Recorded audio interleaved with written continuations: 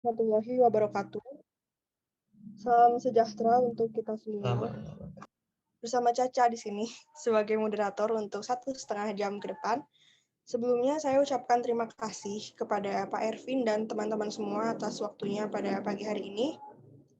Teman-teman semua, sebelum kita memulai kegiatan kita, ada baiknya kita berdoa terlebih dahulu agar kita mendapat ibroh dan manfaat atas hal-hal yang kita pelajari pada hari ini. Berdoa sesuai agama dan keyakinan masing-masing dimulai.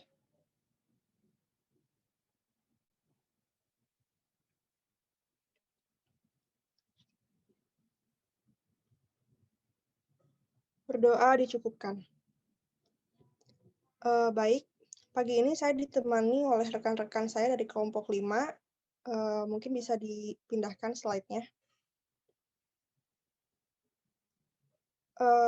Ada Adnan, ada Alida, ada Anissa, dan saya sendiri, serta ada Mangfudi Tiara.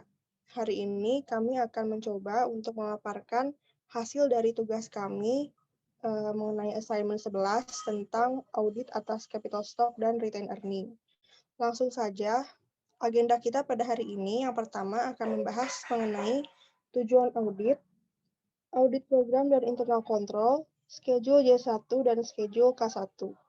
Langsung saja pembahasan pertama akan dibahas oleh Saudara Adnan. Saya persilahkan. Ya, terima kasih Caca. Selanjutnya akan saya ambil alih. Nah, teman-teman, dalam kita melakukan audit sebagai auditor, maka kita harus menentukan tujuan audit terlebih dahulu untuk mengetahui apa yang ingin kita capai setelah audit itu selesai. Nah, di sini dalam audit capital stock dan retained earning ini terdapat 5 tujuan audit. Apa saja? Nah, yang pertama ini ada dividen yang diumumkan oleh komisaris itu telah dicatat dan dibayar dengan benar. Lalu yang kedua, transaksi saham treasury telah diakui dan diungkapkan dengan benar. Yang ketiga, perjanjian dan fitur mengenai saham diungkapkan dengan cukup. Yang keempat, opsi jaminan dan rencana penerbitan saham lainnya telah diakui dan diungkapkan dengan benar. Dan yang kelima adalah batasan retained earning telah diungkapkan dengan benar. Next.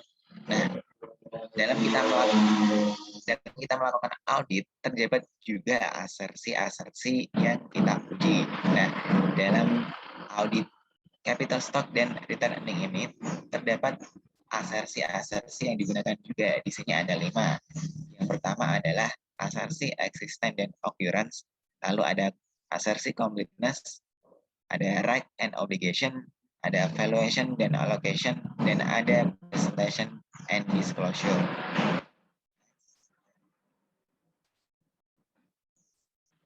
Nah, asersi yang pertama yaitu existence dan occurrence. Rinciannya itu seperti apa? Nah, rinciannya adalah sebagai berikut, yaitu kita melakukan review dan evaluasi internal control atas ekuitas shareholder, lalu menganalisis akun model saham dan semua perubahannya selama periode yang berjalan. Selanjutnya, melakukan review hasil rapat anggaran rumah tangga dan catatan perusahaan sebagai referensi transaksi modal saham. Menelusuri saldo awal atas semua akun ekuitas pemilik dalam kertas kerja periode yang bersangkutan, lalu menguji pencatatan sertifikat saham dalam akun atas saham yang dikeluarkan, lalu ada memeriksa apakah terdapat sertifikat yang dibatalkan, lalu melakukan menguji hasil rapat Dewan Direksi atas dividen yang diumumkan, dan yang terakhir ada melakukan analisis atas akun laba ditahan atau retained earning atas semua perubahannya dan dilakukan penelusuran saldo akhirnya dalam laporan keuangan. Next. Nah, asersi selanjutnya adalah completeness. Apa saja sih asersi completeness itu? Nah, rinciannya sebagai berikut, yaitu melakukan review dan evaluasi internal control atas ekuitas shareholder, lalu melakukan monitor dividen dan menelusuri yang sesuai atas kebijakan dividen tersebut. Dan yang ketiga ada mencari informasi tentang saham perusahaan, seperti nilai par sahamnya, lembar saham yang diotorisasi, lembar saham yang dikeluarkan, dan lembar saham yang beredar. Selanjutnya akan disampaikan oleh rekan saya, Alida, dipersilakan. Terima kasih Adnan. Selanjutnya ada asersi right and obligation. Nah, asersi ini dapat diuji dengan mereview dan mengevaluasi internal control atas ekuitas shareholder. Auditor juga dapat memeriksa catatan hasil rapat, artikel tentang perusahaan, izin saham, saran dari broker, penerimaan kas atau pengeluaran kas yang mempengaruhi perubahan struktur modal. Selanjutnya, auditor juga dapat meminta penjelasan dan melakukan inspeksi catatan sertifikat saham treasury yang berada di bawah nama perusahaan dan siapa yang memberi otorisasi. Selanjutnya ada asersi, valuation, and allocation. Di sini auditor dapat melakukan rekonsiliasi akun modal saham dengan buku besar pembantu modal, sertifikat saham, dan buku besar. Auditor juga dapat melakukan rekonsiliasi pencatatan sertifikat saham dengan buku besar. Selanjutnya, auditor dapat menyiapkan analisis atas akun modal saham dan tambahan modal yang disetor yang menyajikan semua perubahan selama tahun berjalan.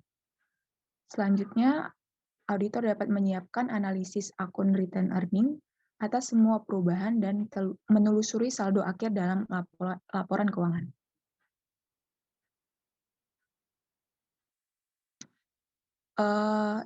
Di sini ada sebelumnya nih. Nah, di sini ada asersi yang terakhir, presentation and disclosure. Auditor dapat melakukan review atas pengungkapan laporan keuangan yang terkait dengan otorisasi saham, nilai par, saham yang beredar, dan saham preferensi, serta pembatasan terkait dengan capital stock. Auditor juga dapat melakukan perhitungan rata-rata saham yang beredar selama periode tersebut. Selanjutnya, auditor dapat melakukan review atas pembatasan return earning dan mengungkapkannya pada laporan keuangan dengan membuat daftar pertimbangan. Dan yang terakhir, auditor dapat meminta keterangan kepada klien terkait opsi saham, jaminan hak, atau saham yang dikonversi pada akhir tahun. Pemaparan berikutnya akan dilanjutkan oleh Anissa.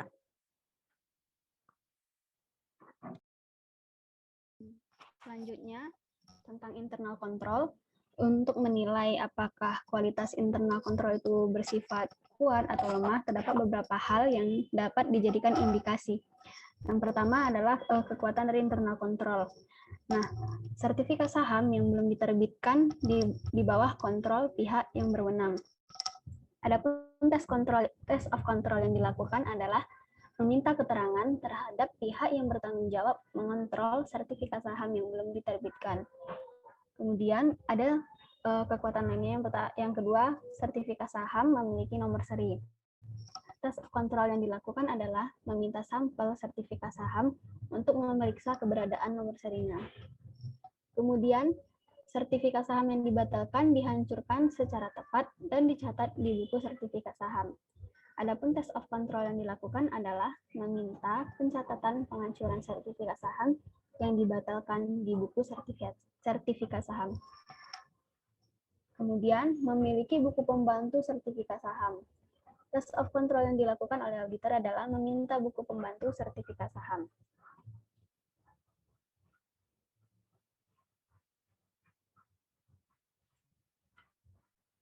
Selain itu, terdapat juga beberapa hal yang mengindikasikan bahwa internal kontrol suatu perusahaan bersifat lemah. Antara lain, yang pertama, tidak memiliki agen penerbitan dan pencatatan saham yang independen seperti pasar bursa atau pialang saham. Adapun potensi salah saji material yang akan terjadi adalah adanya kesalahan terkait penerbitan atau pencatatan saham yang beredar. Substantif tes yang dilakukan untuk mengatasi potensial error tersebut adalah memeriksa pencatatan perusahaan terkait penerbitan, penerimaan kas, dan catatan saham yang beredar. Kelemahan yang selanjutnya adalah tidak memiliki agen terkait dividen yang independen. Potensial error yang dapat terjadi adalah adanya kesalahan terkait penentuan atau pembagian dividen kepada pemegang saham. Untuk mengatasinya, dilakukan substantif test berupa pemeriksaan catatan besaran dividen yang dibagikan dan proses pembagiannya. Dan kelemahan yang terakhir yaitu buku sertifikat dengan buku pembantu saham tidak direkonsiliasi secara periodik. Potensial error yang dapat terjadi adalah adanya ketidaksamaan informasi dari buku sertifikat dengan buku pembantu saham. Substantif test yang dilakukan adalah merekonsiliasi antara buku sertifikat dengan buku pembantu saham. Selanjutnya akan dijelaskan oleh Caca.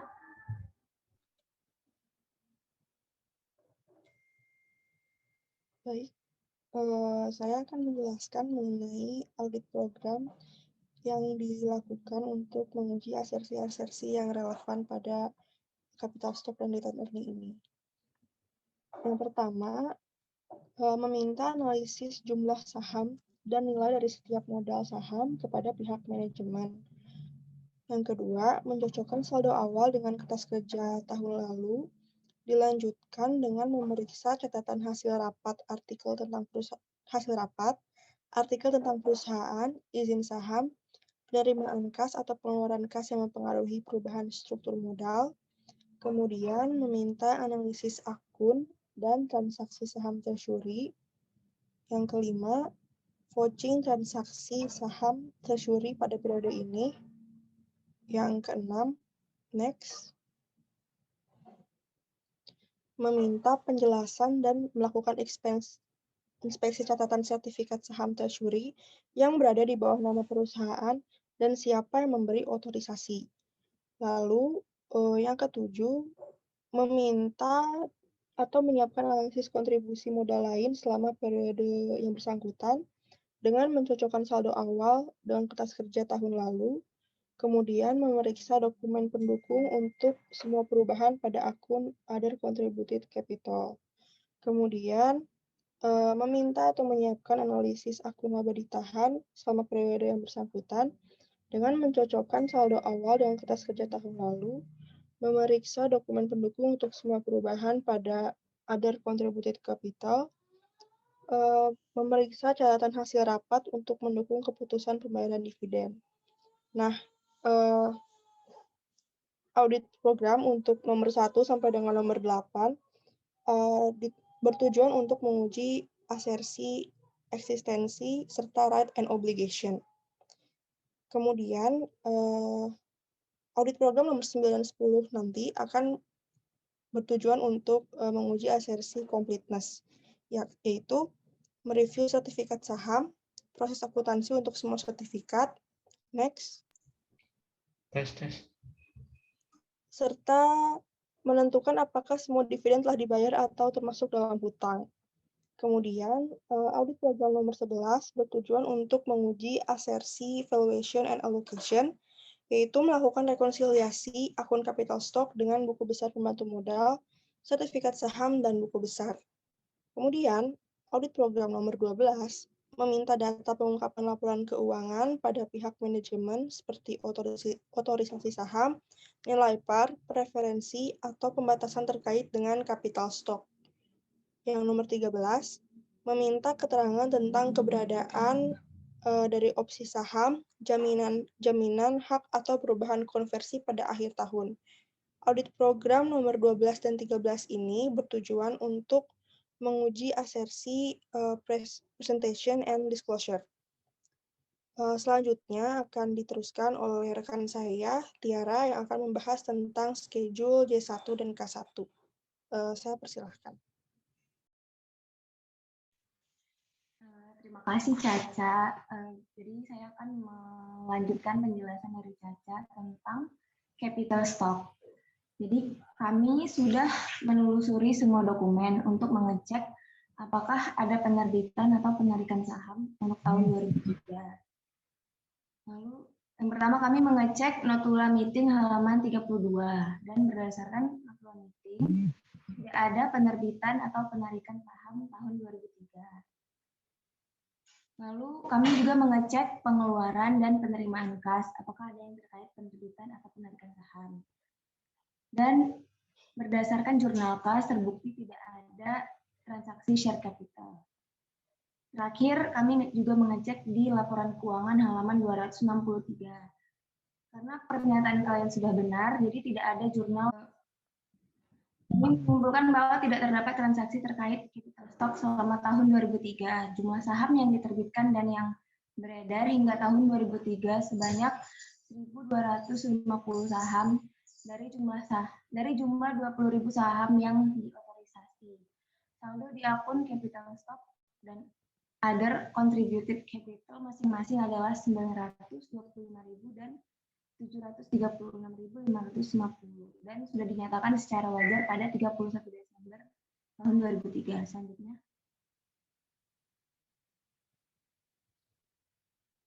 Selanjutnya kita akan membahas tentang return earning. Next. Jadi di sini balance 31 Desember 2002 itu didapatkan sebesar 529.683. Ini bisa kita lihat pada halaman 263. Selanjutnya ditambahkan dengan net income tahun 2003 sebesar 318.585 pada halaman 265. Lalu dikurangi dividen. Dividen itu didapatkan dari assignment pertemuan ke-10 dan didapatkan 23.125 sehingga balance 31 Desember 2003 per booknya itu sebesar 825.140. Sekian penjelasan dari kelompok kami, akan dilanjutkan ke Caca moderator. Terima kasih. Baik, kira-kira begitu dari penjelasan dari kelompok kami. Sekarang kami membuka sesi pertanyaan untuk 3 pertanyaan terlebih dahulu. Dipersilahkan kepada kelompok 1 sampai dengan 4 apabila ada pertanyaan untuk segera disampaikan. Boleh saya potong bentar ya? Tadi saya kelempar, jadi yang mungkin saya liatin aja hasilnya ya tadi. Coba di yang capital stock, coba lihat dulu. Saya lihat dulu. Ini internetnya emang kacau nih di sini. Nah ini, terus ke parenya mana parenya? Oh ini aja apa?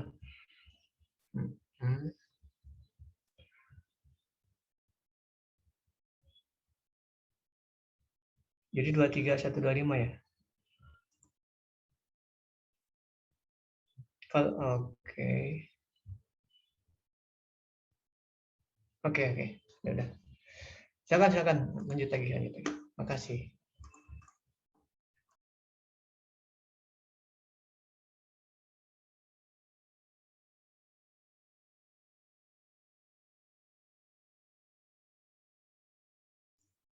Kan teman-teman yang lain monggo kalau ada pertanyaan ya.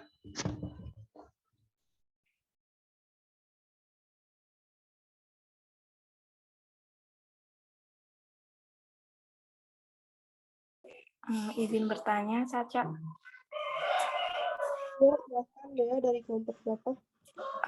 Perkenalkan, namaku Alenisa Dianeswari dari kelompok 2. Izin bertanya. Jadi tadi di audit program ke-13 itu kan ada program untuk menguji keberadaan hak opsi. Nah, pertanyaan aku, kenapa asersi yang relevan itu hanya presentation and disclosure? Sementara di situ kan kalimatnya menguji keberadaan. Mengapa bukan asersi existence? Terima kasih.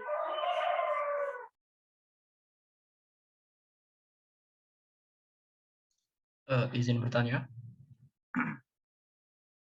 Ya, silahkan Dimas. Perkenalkan saya Dimas Raffi dari kelompok 3. Jadi tadi kan disebutkan kalau nggak salah di program audit atau di sekitar situlah, itu ada menganalisa return earning, terus menelusuri saldo awal, terus juga ada mereview pembatasan RE. Nah, saat menganalisa RE, menelusuri saldo awal RE, dan mereview pembatasan return earning itu, yang difokuskan dan diperhatikan itu apa ya? Terima kasih. Jadi fokus pada audit RE ya ini. Iya. Baik, terima kasih Dimas. Apakah ada lagi? Izin bertanya, Ya, saya Zakia dari kelompok 1. Jadi pertanyaannya, kan setahu saya ada beberapa perusahaan yang membayar gaji itu menggunakan saham. Jadi karyawannya diberikan saham oleh perusahaannya. Nah, itu prosedur auditnya itu gimana untuk melacak itu? Kalau misal sahamnya itu nggak tercatat gitu, maksudnya kayak pemberian saham ke karyawannya itu ternyata tidak dicatat gitu di perusahaannya. Paham nggak? oke. Terima kasih Ya. kepada Dea, Dimas, dan Zakia. Terima kasih. Mungkin kami meminta waktu untuk berdiskusi terlebih dahulu.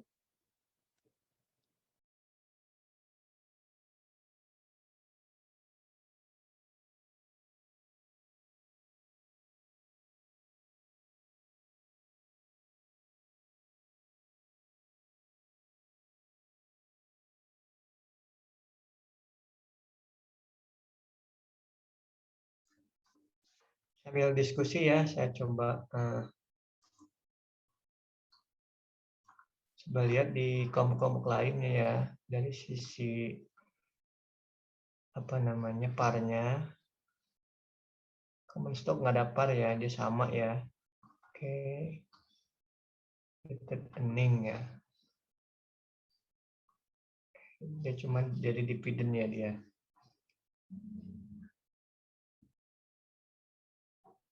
Oke, sama berarti.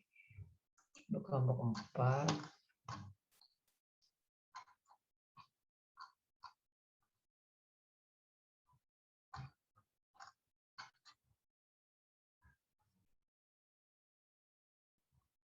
Ya, ada perubahan di rated earning ya di sini.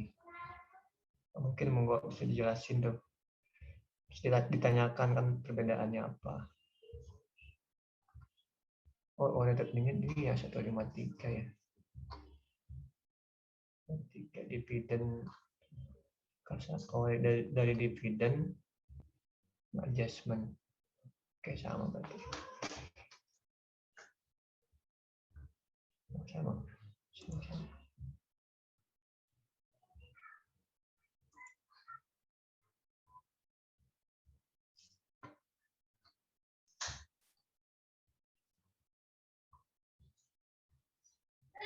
Oh, ini sampai net income juga ya kalau mau empat nih.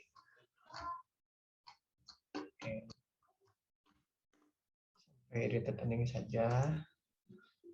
Oke. Kelompok 1 namanya malah nggak ini, coba J1.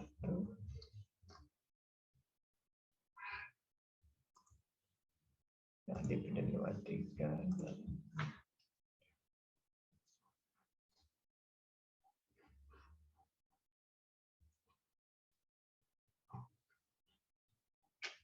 Oke.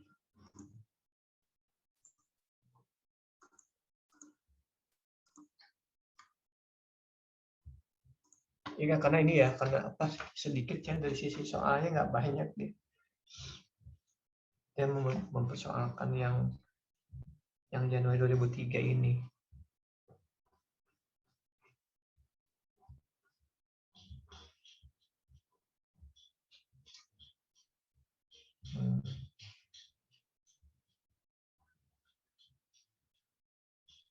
Sebenarnya kalau dari sisi apa namanya pengujian, kalau kita bandingkan rated earning dengan misalkan penggajian itu kan jauh berbeda ya. Pertama ya dari sisi transaksinya juga kan, kalau yang namanya capital stock itu kan nggak serta-merta dilakukan per bulan juga kan. Selama kita mau ngeluarin capital stock ya, kemudian beli treasury stock ya, gitu aja sih. Kayak waktu beli aset ya, aset tetap juga sama.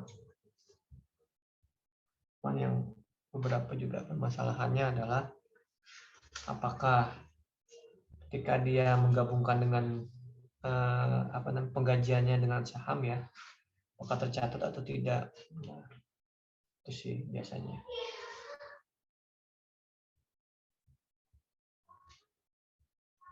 Silakan ya, sambil nunggu saya mungkin cerita kasusnya Enron. Kasus Enron kan gara-gara itu ya, gara-gara ya banyak hal ya, penyembunyian kewajiban, pokoknya rekayasa laporan keuangan. Nah, di situ kan ada tuh porsinya si karyawan dalam bentuk saham ya, saham Enron.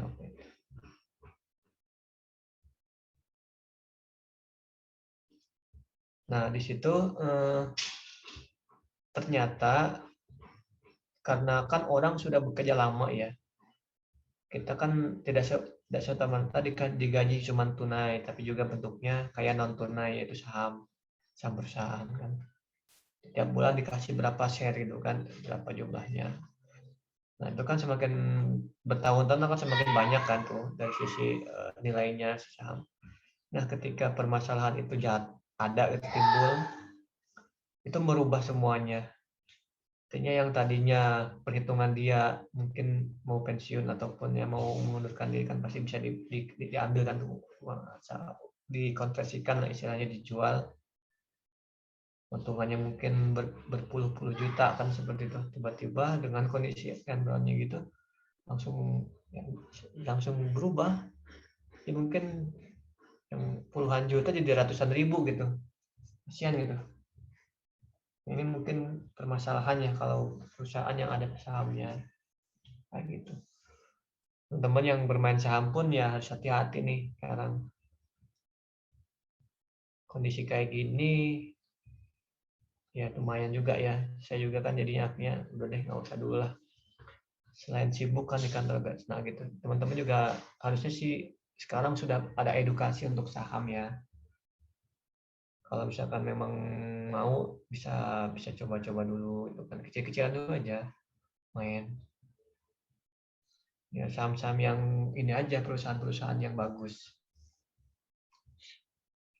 Kita beli berapa share-nya gitu kan, nanti kita lihat perkembangannya. Gitu. Tapi kondisi saat ini ya pandemi begini ya pasti merugi semua ya rata-rata. Kecuali perusahaan-perusahaan ya yang ini yang menyediakan alat-alat kesehatan gitu kan, itu juga jualannya banyak tuh, pasti untung tuh. Baik, silakan kelompok 5, apakah sudah bisa menjawab? Baik, Pak. Oke, silakan. Saya akan mencoba menjawab pertanyaan dari Zakiyah. Tadi kan pertanyaannya misal ada perusahaan yang membayar bebannya menggunakan saham tapi tidak tercatat. Nah, bagaimana prosedur audit untuk melacak kejadian tersebut? Dari kelompok kami ada dua kondisi. Misalnya perusahaannya kondisi yang pertama, misalnya pada perusahaan yang terdaftar di Bursa Efek, biasanya perusahaan-perusahaan terbuka tersebut kan pakai jasa transfer agen, di mana tugasnya si agen ini adalah untuk mendokumentasikan catatan pemegang saham.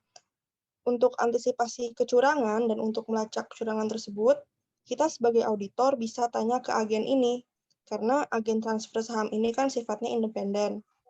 Nah, untuk perusahaan yang memang tidak terdaftar di Bursa Efek dan tidak pakai jasa transfer agen, salah satu prosedur yang bisa kita lakukan adalah dengan menelusuri ke bagian yang mengurusi saham. Kita bisa mencari apakah ada penerbitan saham baru atau tidak. Dari situ kan misalnya ada, kita bisa cari transaksinya dan kita bisa mengetahui apa sih yang dilakukan perusahaan selama tahun berjalan. Kalau misalnya memang ada penerbitan saham baru, ataupun tidak ada penerbitan saham, misalnya tidak ada penerbitan saham baru, berarti kan kemungkinan besar memang tidak ada penambahan saham di tahun berjalan tersebut. Jadi kita langsung bisa cek ke catatan perusahaannya aja. Kira-kira begitu, Zakia. Apakah bisa menjawab pertanyaannya Zakia? Berarti itu kayak kita kirim surat konfirmasi gitu ya ke pialang ke yang distributor itu tadi saham. Iya, Kayak begitu, mungkin bisa wawancara juga. Oh, oke. Terima kasih. Ya, Baik, satu-satu ya coba kita dalami. Ya kan kalau mau ada komentar terkait yang Jakia, gimana? Ada lagi nggak yang lain? Kalau enggak kita tambahin ya dari saya. Jadi betul dari Caca tadi. Jadi sekarang ini perusahaan itu biasanya menggunakan pihak ketiga untuk mengurusi hal-hal seperti ini terkait dengan apa namanya pembayarannya. Meskipun nanti di kompilasinya di bagian keuangan ya istilahnya, karena dia yang ngurusin itunya gaji dan apa besaran saham yang diberikan di situ ada kebijakannya. Nanti biasanya kalau ke pegawai pun kita dikasih tahu. Jadi misalkan bulan ini dikasih tahu ada slip gaji lah istilahnya itu. Slip gajinya berapa, termasuk sahamnya sekarang berapa, saldonya juga gitu. Nah, kayak gitu biasanya ditulis juga nilainya berapa sekarang gitu kan per gajian itu, per tanggal gajian itu. Nah, dia biar tahu oh begini. Kan kadang gini kan saham ini pasti ada dua hal sih. Ada yang gini, kalau saham itu langsung diberikan tiap bulan gitu kan ke orangnya itu kan atas nama itu kan bisa dijual belikan gitu loh istilahnya, dijual belikan juga oleh si pegawai, ya kan. Di situ kan juga berubah tuh nilainya, dijual milik orang lain kayak gitu. Jadi akumulasinya itu nggak serta merta broker tahu, tapi yang ngejual kan orang pegawai itu kan bisa juga kayak gitu. Atau saham ini bentuknya kayak kalau biasanya sih kebijakannya ada banyak. Misalkan nih, ya kan bersifat non tunai dan bisa jadi perusahaan bilangnya untuk non tunai ini dia bentuknya saham dan saham ini baru bisa dipakai misalkan baru bisa digunakan pegawai mungkin untuk beberapa tahun ke depan gitu. Atau bahkan buat ini aja apa pegawainya mau pensiun baru dikasih gitu kayak gitu. Bisa ya, kayak gitu juga bisa. Jadi tergantung perusahaannya. Nah, tadi benar sudah komunikasi. Artinya kita konfirmasi lah ke orang-orang yang megang PIC-nya. Baik itu yang tadi agen saham untuk perusahaan ataupun si kepegawainya sih bisa juga gitu kan. Sampel aja. Kan ada tuh apakah benar dapat gitu kan saham dari perusahaan gitu kan. Kayak gitu. Karena kan tiap bulan pasti dikasih tuh itunya. Dicatat gitu kan. Catatan itu kita akan melihat masuk nggak ke catatan apa namanya penerbitan saham perusahaan atau kan biasanya semua ditotalin tuh di bagian keuangan atau bagian akuntansi punya catatan itu aja ya tambahan dari saya. Silakan mungkin dilanjut. Izin bertanya Pak, Ya. melanjutkan tadi. Nah, jadi berarti setiap perusahaan itu yang memberikan saham ke pegawainya harus yang di bursa efek, berarti harus ini Pak, harus melapor pada agennya itu Pak.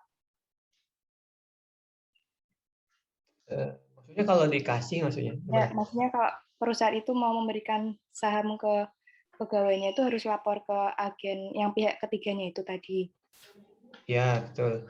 Nah, kalau misal dari perusahaannya itu ingin berbuat curang gitu, misal supaya jumlah saham yang beredarnya itu tetap, jadi maksudnya supaya EPS-nya tetap gitu loh Pak. Jadi EPS-nya bagus ya. Jadi dia nggak ngelapor ke agennya itu cara prosedur auditnya itu gimana Pak? Ada nggak kayak gitu? Ya, terima kasih Pak. Oke, makasih. Kan kalau saya sih pasti si keuangan ngelihat tuh penggajian lah bagian. Kan ada tuh kita bisa ngelihat prosedur penggajiannya kayak gimana. Kan di situ kan tertulis bentuknya tunai ataupun saham. Nah, saham ini pasti menjadi tanda tanya ini kemana nih catatannya. Nah, kita bisa pertama konfirmasi, minta catatan dulu ya, catatan saham-saham yang diberikan kepada pegawai itu kan banyak tuh kan tiap bulannya ada, minta rekapnya lah istilahnya. kalau nggak ribet ya. Nah, total ini kita konfirmasi ke broker itu, apakah terdapat ini enggak dari sisi jumlah sahamnya nih, ini ada tambahan nih karena diberikan ke pegawai, ini ngaruh nggak, atau maksudnya ada perubahan nggak di tempatnya, atau langsung ke, tapi kayaknya benar, ke otoritasnya, bursa ini otoritas yang pemegang saham lah di situ. Nah, ke sana juga bisa kan, biasa dia akan memantau sahamnya si perusahaan ini berapa sih bulan ini, biasa gitu, atau yang per bulan sih. Ya ada waktunya lah dia kapan. Nah, ke situ juga bisa, biasanya sih bentuknya konfirmasi gitu kan. Kami melakukan audit atas perusahaan ini, mohon informasinya terkait dengan ada nggak tambahan saham ini. Dengan kondisinya ini rekapitulasi data-data dari pegawai yang telah diberi saham selama ini, kayak gitu. Itu juga bisa. Banyak sih benar, tapi tadi selama si perusahaan ini ada agennya ya, agennya. Tapi biasanya memang ada sih Mbak, kalau di Bursa Efek itu pasti udah ada yang megang lah, nggak mungkin dia nggak megang. Itu yang kita istilahnya yang bertanggung jawab lah untuk si perusahaan ini. Nah, itu bisa dilihat. Ya, Itu sih Mbak. Ya. Cukup kali ya. Oke, lanjut ke yang lain, silakan. Pak, izin menjawab, Pak. Pertanyaan dari Dea. Tadi pertanyaannya, mengapa asersi yang relevan untuk menguji keberadaan hak opsi itu hanya presentation and disclosure, bukan existence. Jadi menurut pendapat kami, dari kalimat tersebut sebenarnya keberadaannya itu udah diketahui. Cuman yang mau diuji di sini oleh si auditor adalah pengungkapannya. Jadi lebih ke keterangan lengkap atas keberadaan si opsi saham ini. Jadi intinya pengujiannya adalah pengungkapan dan penyajian atas opsi saham itu tadi. Nah, jadi yang ditanya nilainya apakah sudah benar atau tidak di laporan keuangan, karena auditor sudah tahu opsi saham itu ada, jadi apakah sudah benar atau belum gitu. Kira-kira begitu, Pak. Untuk Dea. Gimana, Mbak Dea? Iya, sudah jelas. Terima kasih Alida dan kelompok 5. Oke, terima kasih. Terima kasih Alida, Dea. Mungkin saya tambahin ya, tapi teman-teman juga mau ya tambahin. Jadi intinya kalau terkait dengan apa tadi yang saya coba buka dulu ya, kelompok terkait dengan meminta keterangan tentang keberadaan atau eksistensi dari opsi saham, jaminan atau perubahan konversi pada akhir tahun. Nah, begini, kan sebenarnya kalau kita lihat bukan masalah keberadaan sih di situ. Maksudnya keberadaan itu memang tergantung asensinya mau yang mana. Cuman kan yang namanya opsi saham, opsi itu kan nggak serta-merta langsung bisa dikonversi gitu kan ya, ya kan? Dan ketika tidak dikonversi itu harus tercatat ada di disclosure-kan gitu, maksudnya diungkapkan bahwa ini kita masih punya opsi saham nih. Orang bisa diganti gitu, bisa dikonversikan ke yang bisa, yang tergantung dia kapan dengan kayak gitu. Sisanya tuh harus ada juga. Jadi karena nanti akan berubah juga kan, merubah berapa peredaran sahamnya, berkurang atau bertambah kan, ketika opsi itu dilakukan ya seperti apa. Makanya isunya adalah opsi ini ada nggak di laporan keuangan, karena ini jadi orang-orang tahu oh ternyata saham sekarang tuh existing segini, tapi ada opsi nih di sini yang mungkin bisa-bisa terjadi gitu di tahun depan, di akhir tahunnya, bisa jadi konversi juga kan. Nah, makanya biasanya di akhir tahun biasanya. Jadi si pengguna laporan keuangan ini maksudnya tahu oh ternyata ada opsi ini, jadi orang pun ngira-ngira beli saham atau enggak gitu. Karena sebenarnya dari opsi ini kan bisa berkurang kalau realisasi atau bisa bertambah. Kayak gitu ya. Tambahan dari saya. Terima kasih.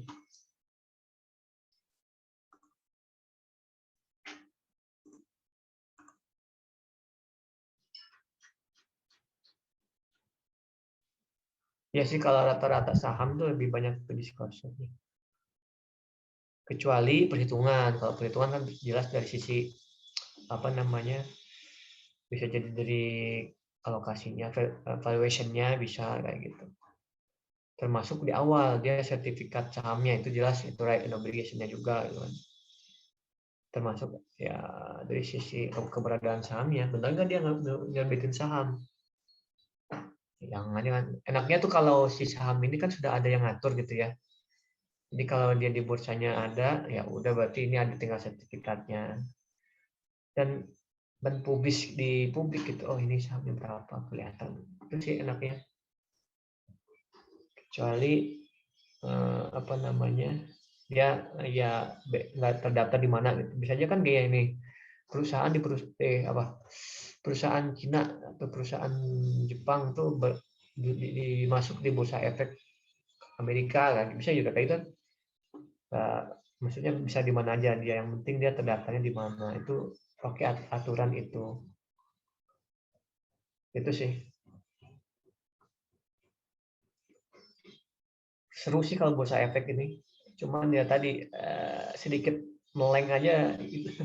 Bisa berubah total gitu kan teman-teman nih, yang ini ya, yang broker ini. Berarti dia bisa kalau kerjanya itu nggak ada waktunya, dia 24 jam 24 jam 7 hari dalam seminggu tuh. Ngelihat trennya kan.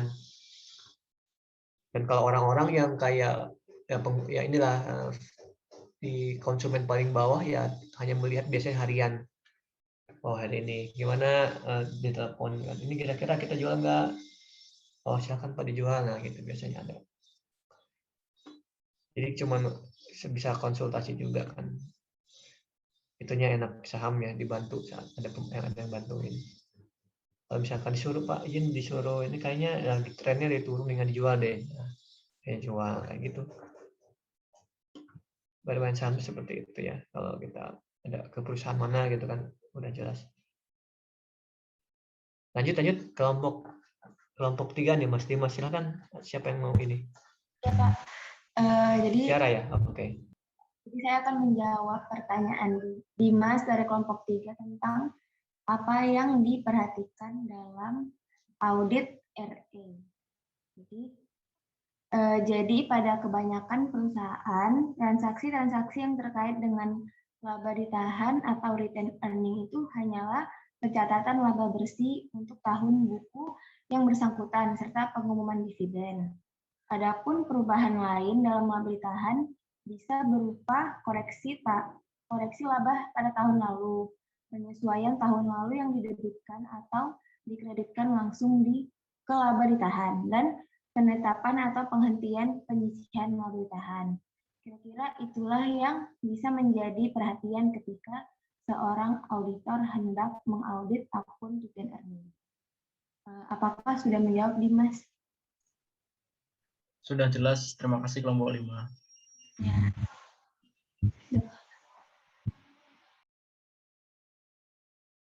Ya, itu jelas ya, jelas banget. Jadi kalau retain earning ini pengaruhnya banyak ya, bukan hanya di saham.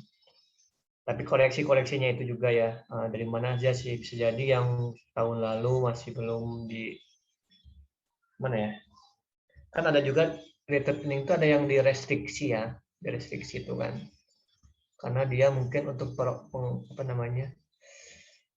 untuk biaya-biaya tertentu yang akan dibelanjakan tahun ini. Nah itu juga bisa dikoreksi tuh, bener nggak kan? Siapa tahu cuma akal-akalan biar nggak dipakai gitu, biar bagus itunya dari sisi return earningnya, dari sisi ekuitasnya kayak gitu kan. Kan kalau kita lihat transaksinya itu ada net earning ya, dengan adanya pengumuman dividen juga kan gitu. Nah koreksinya juga dari sisi laba kan gitu. Jadi memang di luar tadi. Saya lihat di kelompok berapa ya, kelompok 4, jadi sampai ke data earningnya juga. Dan penyesuaian periode-periode sebelumnya kalau ada. Dan alokasi yang terakhir yang data earning ini dari apa namanya, dari sisi mungkin dari sisi dividennya dan lain sebagainya. Kalau kita lihat nih, net income itu istilahnya masuk revenue sampai ke apa namanya totalnya berapa dari sisi akun related earning-nya yang nambahnya ke rekening berapa. Oke, itu sih kalau dari saya. Ada lagi mungkin silakan.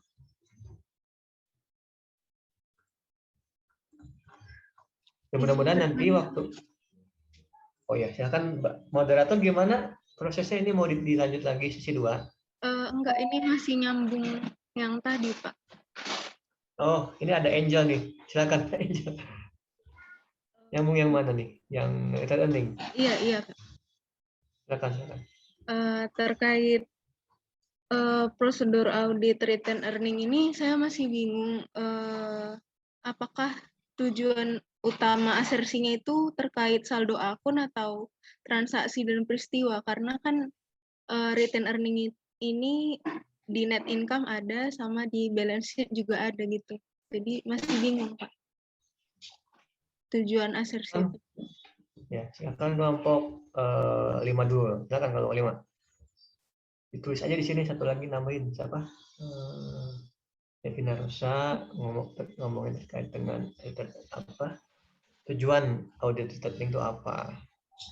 Kenapa harus apakah di neraca ataupun di operasional laba rugi?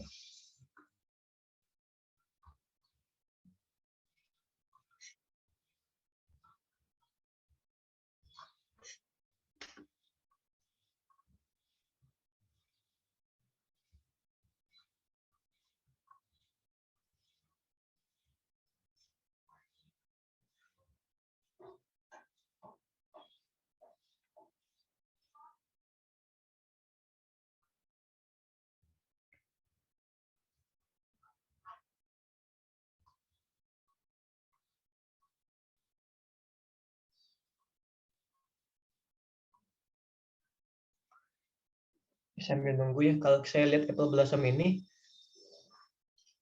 dari sisi capital stock-nya nggak ini ya, maksudnya dia stabil ya.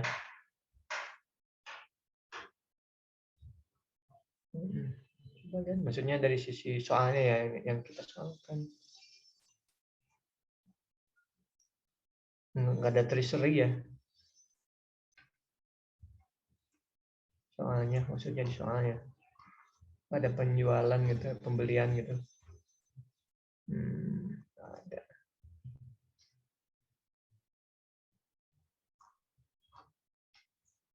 Oke.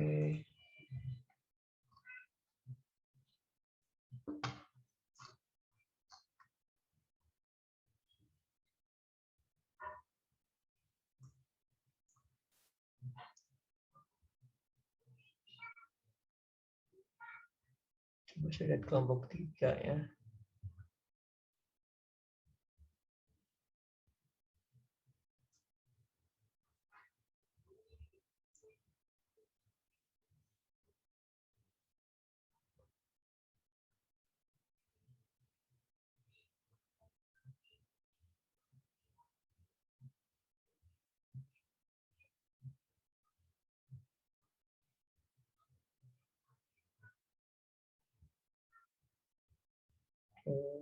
Oke. Ini kelompok 3 malah di state related earning belum bisa dilakukan penyesuaian karena pos akun tersebut dipengaruhi oleh pos akun lainnya. Setuju.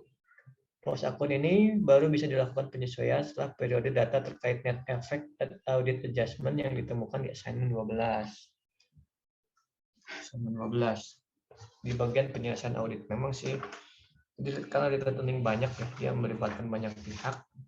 Dia nggak bisa langsung di sini sih sebenarnya ya dari sisi itu ya, tapi mungkin dari sisi dividennya bisa.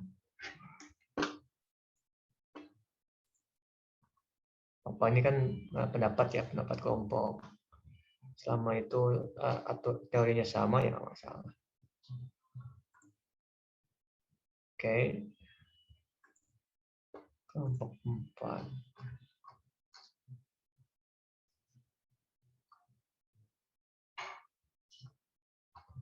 Kalau saya lihat ya, kalau saya lihat semua ya, tiap kelompok tuh rata-rata dari sisi apa namanya ya, audit programnya sama lah ya. Nah ini saya harapkan yang audit program ini tuh nanti muncul waktu kalian ujian lah ya. Yang kira-kira misalkan ngomongin retained earning nih, ataupun ngomongin stok nih, cek aja kira-kira yang ambil yang ada kaitan dengan soal gitu loh. Oh, ini contohnya, contoh ya, pemeriksaan untuk retained earning apa aja sih? Nah ini aja ambil sebagian kayak gitu ya. Nah ini apa yang diuji, yang diujinya dari sisi apa, RO atau eksistensi, nah kayak gitu kan, itu bisa melihat. Baru setelah itu auditnya dituliskan audit seperti apa, baru perhitungan parenya itu kita uji berapa perhitungannya salah nggak, lalu masukkan ke koreksinya, jurnal koreksinya. Sebenarnya ya biasanya harapan saya itu begitu sih, teman-teman kan sudah tinggal lihat masalahnya apa, kasus-kasus ya, semua kasus kayak gitu ya, caranya apa, bikin audit programnya ya, dengan tambahan mungkin dalam kurung eksistensi atau apa ya, asesinya apa, baru menyusun perhitungan pareknya, perhitungan jurnal koreksinya itu. Gitu sih kalau audit ya, kalau untuk audit keuangan ya, karena terlepas apakah ada fraud atau tidak, tetap aja kalau pareknya harus kita ubah. Nah nanti untuk yang misalkan ada perlu ada fraudnya, baru kita lakukan pemeriksaan lainnya, berbeda ya. Itu bentuknya investigative audit untuk perubahan, misalkan ada, apakah ada KKN-nya, apakah ada kesengajaan, apakah ada memang penyimpangan di situ. Nah itu baru nindak orangnya. Nah terlepas ya koreksinya ini berapa, yaitu siapa yang bayar, tetap perusahaan dong awalnya. Nah, dari perusahaan di breakdown lagi kan nantinya, kalau udah terbukti memang orang ini yang melakukan kecurangan, jadi yang bayar gitu kan, kayak gitu. Istilahnya TGR lah, tuntutan ganti ruginya. Baik, mungkin lanjut lagi ke kelompok 5, silahkan. Izin menjawab, Pak. Silakan Mbak Anissa. Terkait tujuan utama audit RE itu terkait asersi apa aja. Jadi kan tadi RE itu penyusunnya banyak ya. Ada dari laba ditahan, kemudian catatan laba bersih, terus pengumuman dividen. Nah, untuk asersi apa yang utama dalam audit RE itu tergantung dari apa penyusun dari RE itu. Misalnya kalau tadi dari dividen, berarti kan asersi utamanya adalah terkait transaksi, yaitu pembayaran dividen, apakah secara tunai, apakah secara payable atau dihutangkan gitu. Kemudian kalau misalnya dari penyusun RE itu adalah berasal dari koreksi atau misalnya akun-akun yang mempengaruhi kenaikan atau penurunan RE, misalnya seperti penjualan atau sales gitu-gitu, itu berasal dari asersi terkait saldo akun. Mungkin seperti itu, Pak. Mungkin ada tambahan dari Bapak. Gimana, Devina? Berarti keduanya tujuan asersinya dibutuhkan ya untuk RE? Iya, kalau menurut kelompok kami begitu. Oh, oke. Terima kasih, teman-teman. Izin menambahkan, Clear ya. Silakan, Widya. Oh, iya. Enggak apa-apa, Widya lah. Amain lah. Diskusinya gimana? dari kelompok 4 itu udah buat materi juga sih Pak. Jadi di dalam materi ini kan kayak ada 3 ya, audit atas modal saham, audit atas dividen, sama audit atas return earning. Nah yang ditanya di Vina ini kan audit atas return earning. Nah terus dia nanya nih, itu tuh asersi terkait transaksi atau peristiwa? Itu kalau menurut saya tuh lebih ke asersi terkait transaksi. Nah asersinya itu bisa apa? Bisa vouching, bisa masuk ke undisclosure. Nah, mengapa penting? Karena kan di sini tuh audit atas return earning itu, misal transaksi yang berkaitan berdasarkan apa sih? Yang pertama tuh net earning of the year, terus pengumuman dividen. Jadi benar-benar transaksi yang berkaitan atas return earning itu sangat termasuk urgent. Terus itu koreksi yang biasanya terjadi itu laba periode sebelumnya, terus penyesuaian periode sebelumnya, sama alokasi dari return earning. Nah, untuk prosedurnya, misal ada asersi terus ada prosedur kan pastinya. Nah, untuk prosedurnya itu dari titik awal audit terhadap laba ditahan itu tuh biasanya tuh menganalisis nih terhadap laba ditahan untuk seluruh tahun yang bersangkutan. Jadi meliputi keterangan tentang setiap transaksi yang mempengaruhi laba ditahan tersebut. Lalu yang kedua itu misalnya audit terhadap pengkreditan atas laba ditahan yang berasal dari laba bersih TAB. TAB yang dilakukan dengan menelusuri jurnal dalam laba ditahan ke dalam laba bersih pada perhitungan laba rugi. Jadi prosedur ini tuh dilakukan pada saat terakhir audit seluruh ayat jurnal penyesuaian yang mempengaruhi laba bersih disesuaikan. Jadi setelah auditor itu yakin nih bahwa transaksi tersebut dapat diklasifikasikan sebagai transaksi laba ditahan, maka langkah berikutnya itu adalah menentukan apakah nilai transaksi tersebut benar. Nah, jadi kan di sini tuh bisa masuk ke vouching sama disclosure itu karena ada statement nih. Setiap auditor itu dapat mengklasifikasikan apakah transaksi laba ditahan itu bisa pokoknya tuh pengelompokan pengklasifikasiannya tuh dilakukan secara benar. Jadi di sini ya lebih ke asersi transaksi gitu sih. Tadi tuh benar pertanyaan jawaban dari Nisa, tapi aku lebih ke tambahin dikit aja gitu terkait pentingnya return earning. Itu sih Pak. Ya, terima kasih. Lebih malah nama jelas banget gitu kan. Jadi betul kan seperti yang dibilang Widya dan juga saya bilang di awal, memang fokusnya dari net income-nya di akhir tahun ditambah dengan pengumuman dividen ya tadi itu. Dan itu bisa masuk transaksi. Itu karena memang transaksinya kapan kan gitu kayak gitu. Terus kemudian apakah ini berhubungan dengan neraca ataupun laba rugi? Kalau kita lihat ya penjelasannya itu banyaknya di laba ruginya ya. Karena memang kan dari sana awalnya nanti masuknya ke neraca. Dan kalau kita lihat betul juga di kelompok 3 ya.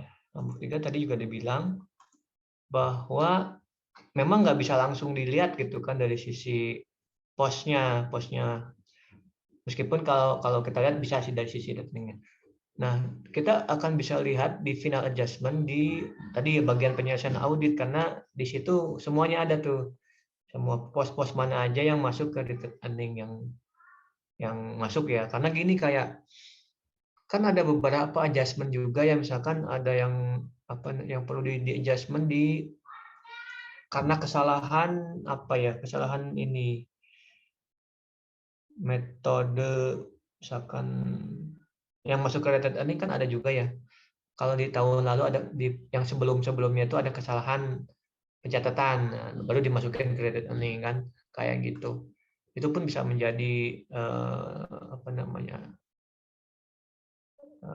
kan itu kan kalau lihat neraca kan ya, maksudnya koreksi ada di neraca ya, misalkan ada terkait dengan aset gitu kan, ternyata salah nih metode depresiasinya misalkan kan juga dirubah lagi kan masuk ke sini dan itu balik lagi ke neraca gitu kan.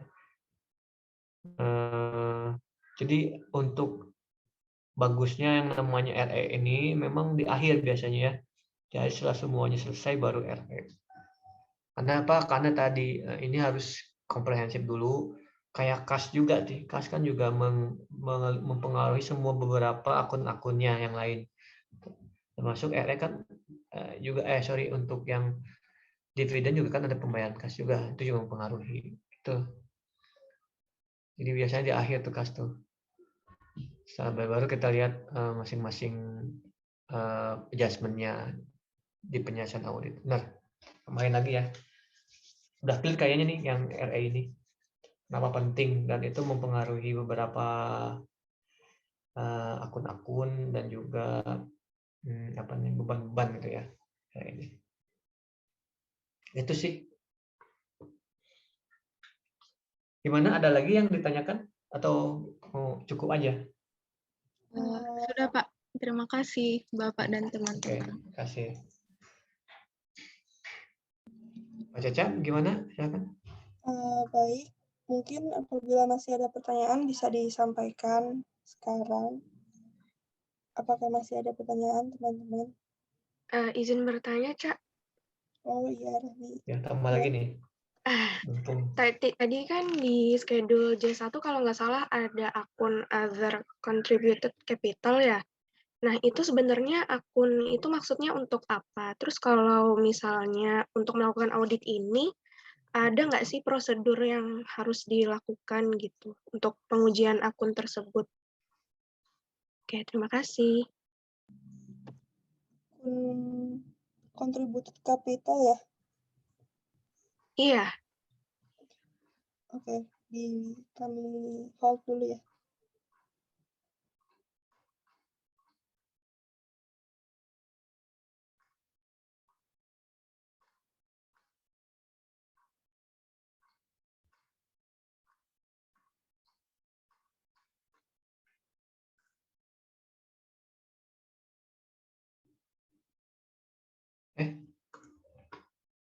kelompok 5 belum yang ininya.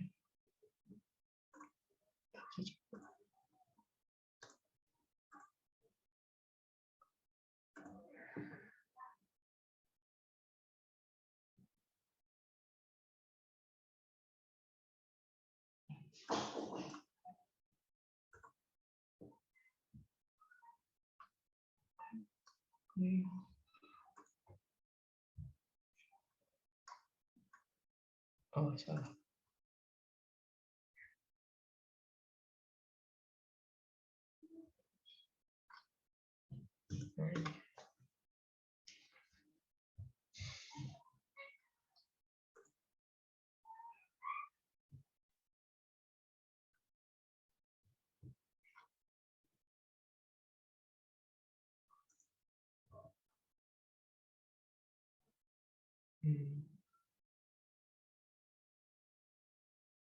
Oh, slide-nya belum ya, kelompok 5 belum di upload ya. Bagaimana, Pak? Yang slide ini baru quote-nya aja yang di-upload. Oh, slide-nya juga di-upload ya, Pak? Nanti kami upload, Pak. Oh, nggak apa-apa. Nanti aja yang terakhir. Iya, Pak. Bagus, slide-nya bagus. Kan kalau word-nya aja kurang.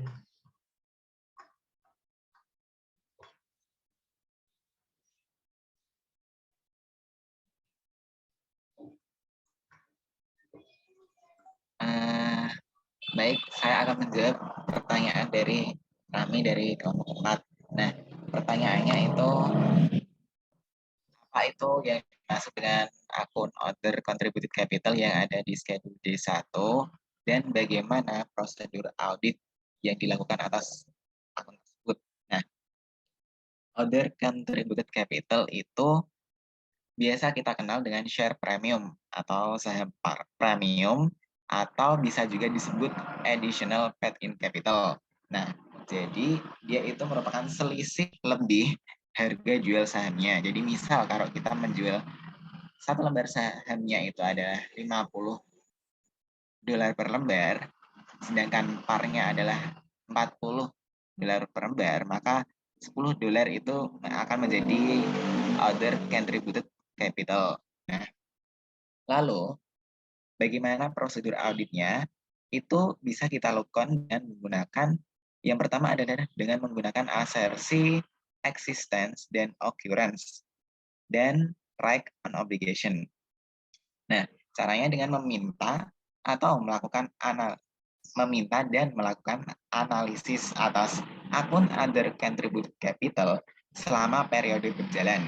Nah, dilakukan dengan mencocokkan saldo awal tahun berjalan dengan kertas kerja tahun lalu dan memeriksa dokumen-dokumen pendukung atas akun other contributed capital ini.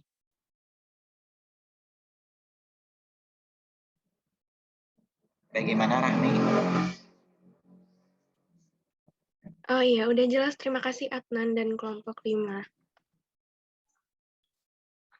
Ya, terima kasih Mas Adnan dan Mbak Rahmi. Jadi memang istilahnya banyak ya sebenarnya, ada contributed capital, additional capital, terus apa namanya itu sisa lebih lah istilahnya. Kalau kita jual kalau kita terbitkan saham, kemudian jika ada itu kan akan naik turun ya, mau turun atau naik itu mempengaruhi ya, itu dicatat gitu kan. Kalau dari sisi langkah pengujiannya nggak jauh beda kalau kita hubungannya dengan ya saham itu sendiri kan. Cuman karena ini contributed capital ini menyertai saham, biasanya orang langsung juga mengerjakan itu harusnya ya. Sahamnya berapa sih dia kelebihannya ini di periode bulan ini gitu kan. Dilihat atau tahun inilah kalau mau tahunan, atau kalau enggak tribulanan juga berapa. Nah, itu dilihat dari tadi. Pasti kan setiap penerbitan saham tuh ada tuh berapa sih additional capitalnya. Nah, berkurang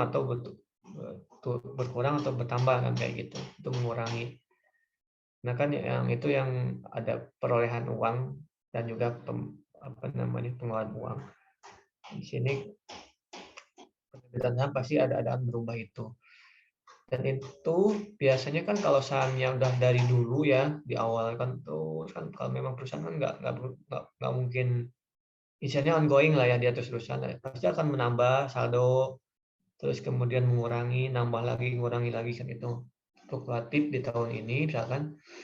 Nah, kita lihat aja kertas kerjanya, benar kata Mas Adnan. Artinya berapa sih catatan perjunalannya yang untuk pencatatan additional capital ini atau contributed capital ini. Nah, saldonya berapa? Nah, kita lihat selisih tahunnya kertas kerja itu berapa. Nah, di akhir tahun kita bandingkan berapa selisihnya. Ada gap enggak pencatatannya dengan yang ada di laporan. Nah, seperti itu. Itu sih kalau betul Mas Anan tadi. Clear ya. Cukup Mbak ya, Mbak Rahmi. Aduh, udah mau jam 9. Mungkin ditutup kali ya, Mbak Cece ya. Baik, Pak. Mungkin sekian dari kelompok kami. Sebelumnya terima kasih untuk pertanyaan-pertanyaan teman-teman yang bisa membuka wawasan baru juga buat kami. Sekian dari kelompok 5. Atas kurang lebihnya mohon maaf. Wassalamualaikum warahmatullahi wabarakatuh. Waalaikumsalam warahmatullahi wabarakatuh. Kita plus ya kelompok 5 nih. Kelompok 5. Dari sisi presentasi sudah menjelaskan ya bagaimana audit programnya, kemudian permasalahannya meskipun kecil ya permasalahannya nggak banyak, dan bagaimana menjawab pertanyaan-pertanyaan teman-teman nih. Ini memang kalau lihat capital struktur, kalau lihat kita ya nggak banyak, maksudnya kalau beli aset kayak aset itu kan kelihatan ya, oh ini ada pembeliannya. Nah kalau capital stock ini kan sebenarnya menengah. Kalau di audit itu ini audit AKM ataupun AKL itu kan ada lebihnya lagi karena ada konsolidasi nantinya kan, juga semakin kesini semakin pusing ya ininya dari sisi wawasannya. Dan meskipun dia dari sisi transaksinya nggak sering gitu kan, karena memang ya tadi kapan nerbitin ya itu yang jadi pencatatan, dan juga di akhir tahun biasanya termasuk dengan dividen ya tadi, dan juga RE. Nah, ini juga termasuk, meskipun di akhir juga kita sependapat RE-nya nggak bisa cek dulu ya sekarang ini berapa, hanya mengecek yang dari dividennya sama ya. Sama kalau ada adjustment ya, di sini belum ada kasus-kasusnya. Baik, kita beri aplaus kepada kelompok 5 dan ya terima kasih.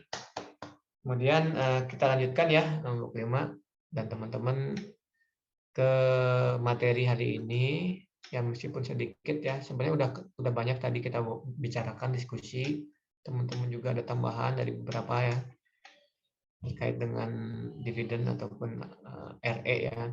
Nah, sekarang kita masuk ke ya istilahnya modal lah. Modal ya di sini masuknya. Saya mungkin nggak akan banyak-banyak ngomong ya.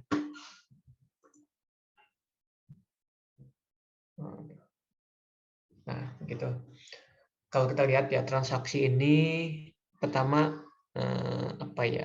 material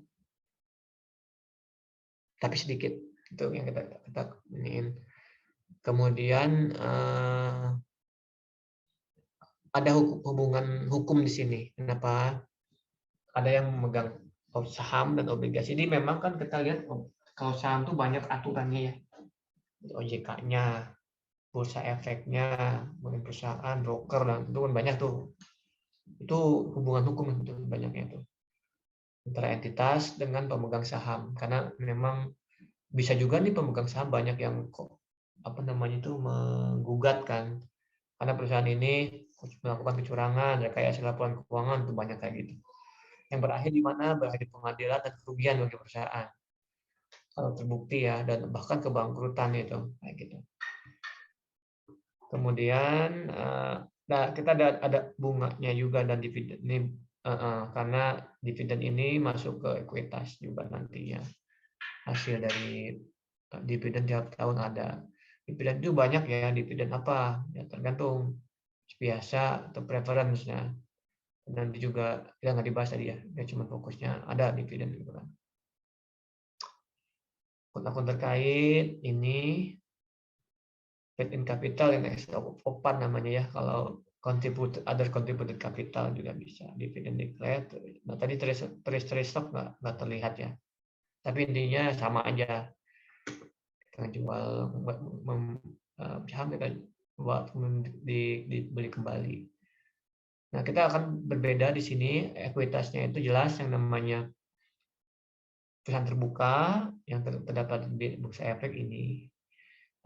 Yang sisi yang tertutup ya tetap ya perusahaan-perusahaan keluarga lah istilahnya.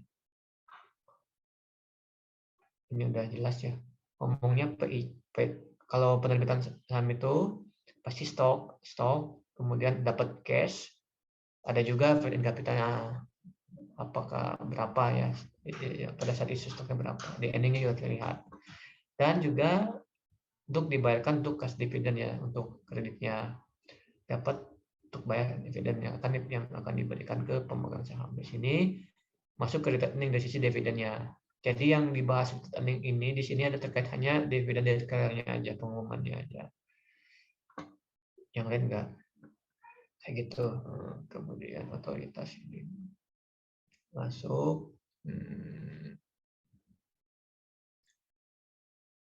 Kalau ini sebenarnya masalah saham itu asesinya banyak sebenarnya dari mulai keberadaan juga, transaksinya ada enggak gitu kan, kelengkapan masalah isiannya itu, bukti-bukti pendukungnya, keakuratan nilainya, dan penyajiannya. Secara umum sebenarnya semuanya ada, cuman difokuskan yang mana nih, kayak tadi opsi di mana sih di penyajiannya kayak gitu. Wah. Nah, apa ya? Ulang lagi. Oh enggak, ini hutang dividen tadi kayak saham sekarang dividen. Sama juga dividen juga. Kita harus tahu bahwa akan ada hutang dividen yang nggak dibayarkan tahun sebelumnya. Nah, ini juga harus dilihat. Sama harus kelengkapannya ada nggak? Ada dokumennya nggak? Oke. Nah, dan tadi yang rekening kita ngomongnya ini. Yang tadi yang Widya sampaikan juga ya di materinya. Ada net earning-nya sama dividen declare-nya. Kalau fokus kita mungkin banyak nih yang kayak gini. Tapi ini kan nggak masuk ya. Nggak masuk di sini. Bisa jadi kalau punya pengumuman itu kan ada harus adjust, berarti masuknya ke sini. Adjustment. Itu. Cukup sih kayaknya untuk materinya nggak banyak sebenarnya. Paling saya masuk lagi ke penugasan. Untuk ini jam 9 dulu nih, itu lewat ya. Maaf. Oke, jam dikit lah ya, sedikit lagi. Loh, kok mati?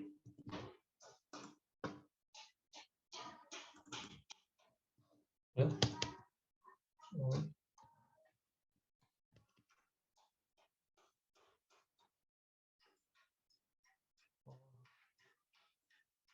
Maaf. Nah, ini. Terlihat nggak? Tes? Nggak terlihat ya? Belum terlihat, Pak. Kenapa sih? Emang laptop saya lagi masalah nih. Your screen share is pause. Kenapa ya?